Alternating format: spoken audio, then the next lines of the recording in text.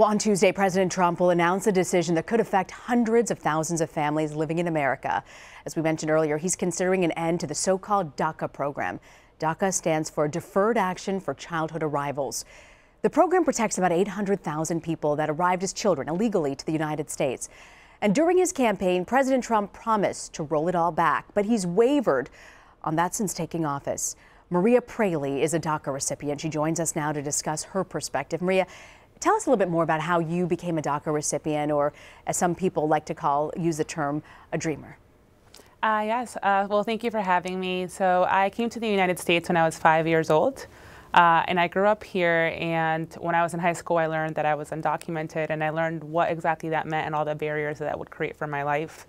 And then in 2012, President Obama announced the DACA program, which if you enter the country before you were 16, before 2007, if you have an extensive background check, do your biometrics, pay a fee, and can provide all this proof that you've been here and that you haven't committed any criminal acts, then you were granted this temporary 2-year work permit and also safety from deportations. And every 2 years you would be renewing it.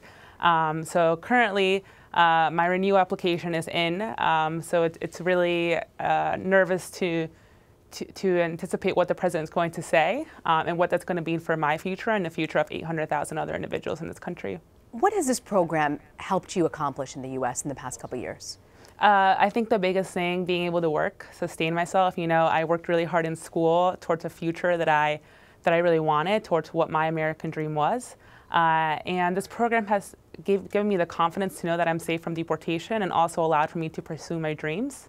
And to be able to graduate from college and then be able to pursue my professional career goals. And it's having to wake up every day and prepare for your world to be turned upside down, and having to make plans for what happens if this program is taken away.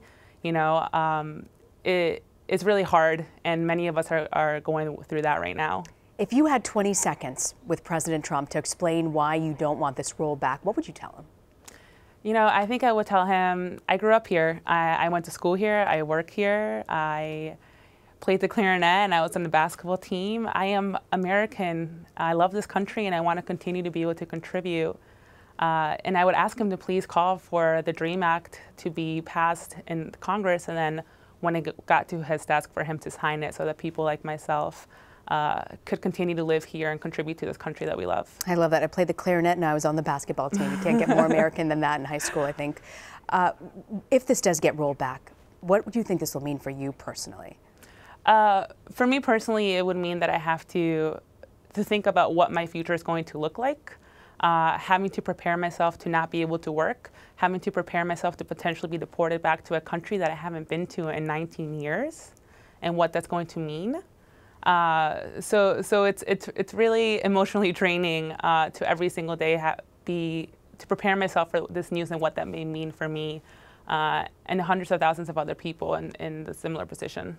You know, Maria, people on the other side of this debate, they say that DACA recipients like yourself are here illegally. They shouldn't have been here in the first place, and they shouldn't be here. What do you say to people who make that argument? You know, I want to start off by saying that about 90% of Americans support a pathway to legalization for dreamers, that about 8 in 10 Republicans also support this, that just recently we've seen Speaker Ryan, Senator Orrin Hatch, and many other folks on the other side of this argument coming out in support of this program, and specifically in support of people like myself. So I would say to them the exact same thing that I would have said to the president. You know, like, we grew up here. We are teachers, we're doctors, we're nurses, we're lawyers. We are in all parts of society. We went to school with your children, you know, and we are just asking for the opportunity to be able to continue to live and contribute to the country that we've grown up in and that we call home. Maria Praeli, I appreciate you coming on. I know it's not easy to come forward, especially in a situation like this, so thank you for sharing your story. Yes, thank you for having me.